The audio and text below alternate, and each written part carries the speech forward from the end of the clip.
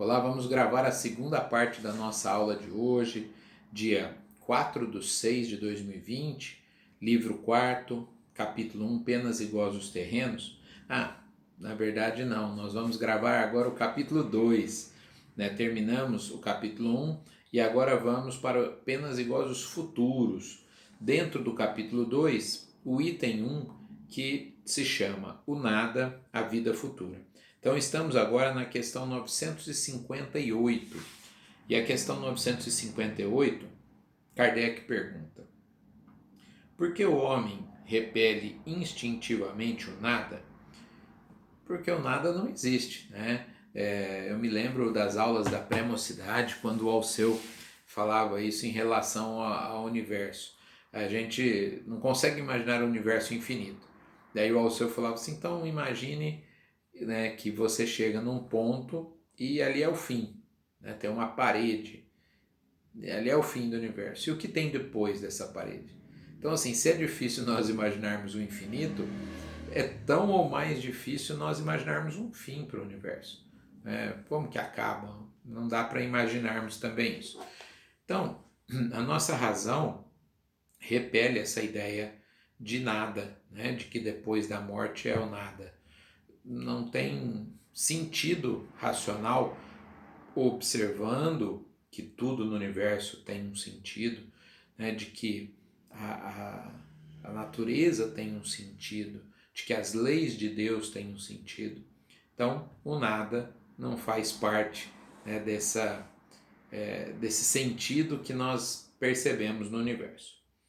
A questão 959. De onde vem para o homem o sentimento instintivo da vida futura?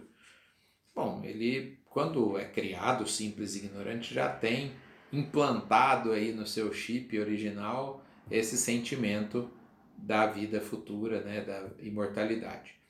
Mas pensemos já na fase hominal, quando nós, antes de reencarnarmos, projetamos o que vamos fazer, o retorno, é como uma viagem. Nós vamos para tal lugar, vamos ficar tanto tempo e voltaremos, né, depois desse tempo. Então, a encarnação é mais ou menos uma viagem. Projetamos aquilo que vamos fazer nessa viagem: casamento, filhos, carreira profissional, tarefas filantrópicas, religiosas, artísticas, enfim.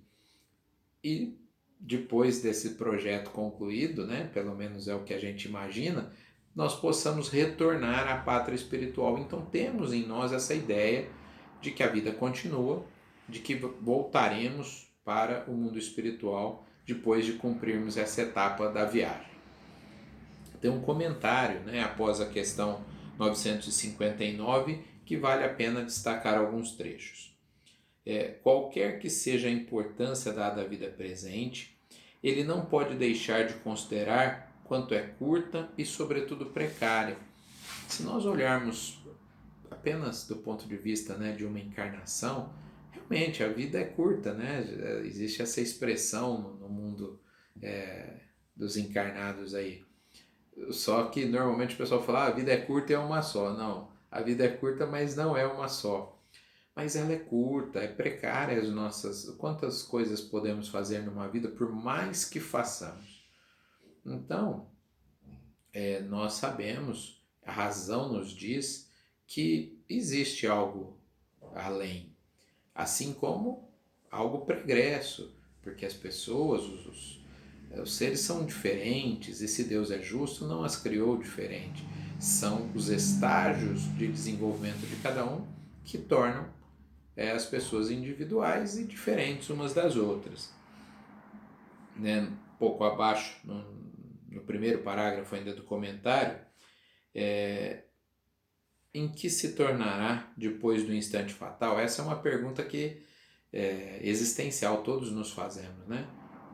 Que mesmo os mais materialistas pensam, bom, e aí? Chegou o momento da morte, estou no leito de morte ali, o que vai ser?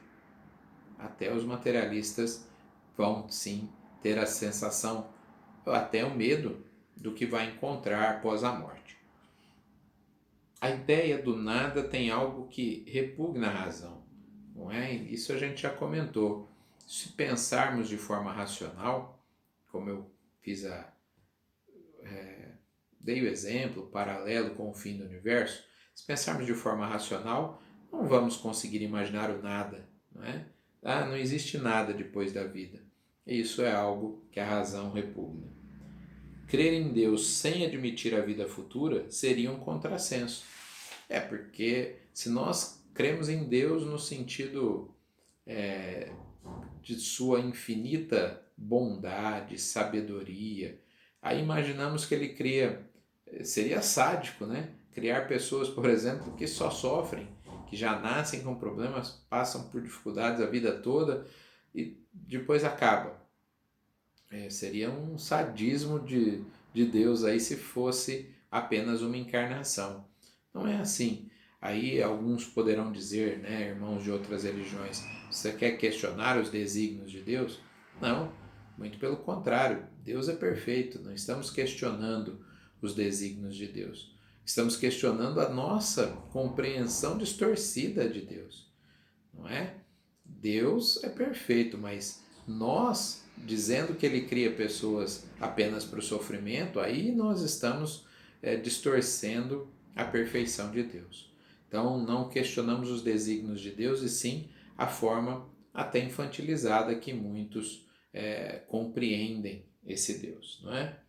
A vida futura implica a conservação da nossa individualidade após a morte, porque já lá no começo do livro, né, a gente estuda as teorias como a panteísta, que imagina a volta para o todo. Então, desencarnamos, continuamos existindo, mas perdemos a individualidade e voltamos. É como se fôssemos pedacinhos de Deus. E aí Deus estaria sempre incompleto, né? Porque os seus pedacinhos estariam espalhados aí enquanto encarnados, e todo o esforço de um ou todo o demérito de outro se confundiria no todo. Não faz sentido, né? Então, mantemos após a morte do corpo físico a nossa individualidade, seremos exatamente quem nós somos, com as virtudes, com os defeitos. Tomara que mais com virtudes do que com defeitos, porque o que compromete, né, a nossa estada no mundo espiritual, o que nos faz temer, inclusive, isso são os nossos defeitos. Uma questão agora já do item 2, né, desse capítulo 2, que é a intuição das penas e dos gozos futuros. A questão é a 960. De onde procede a crença que se encontra em todos os povos nas penas e recompensas futuras? Aí eu vou ler textualmente aqui. Ó. É sempre a mesma coisa, pressentimento da realidade dado ao homem pelo seu espírito, né? Ou seja, o espírito já tinha essa informação. Porque ficais sabendo, não é à toa que uma voz interior vos fala, e vosso mal é não escutá-la sempre. Se pensasseis bem nisso, com a devida frequência, vos tornaríeis melhores. Então nós temos uma voz interior, não é? A nossa consciência, que é o nosso tribunal também, que nos diz que a vida continua e que aquilo que fizermos terá consequência, de bom e de ruim. Pensemos de maneira bastante clara. Não é assim no mundo que estamos. Não é? Se nós jogarmos um ovo, ele vai cair pela lei da gravidade, vai se quebrar no chão.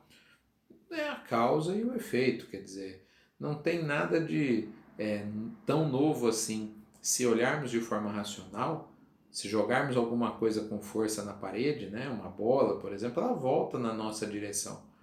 Causa e efeito, nesse caso, ação e reação, né, que são coisas um pouco diferentes. Pensemos de maneira racional e perceberemos que todas as nossas ações terão consequências, como aliás é aqui. Se comemos demais, engordamos. Se bebemos demais, teremos consequências por isso. Ou se fazemos de menos alguma coisa, também teremos consequência por isso.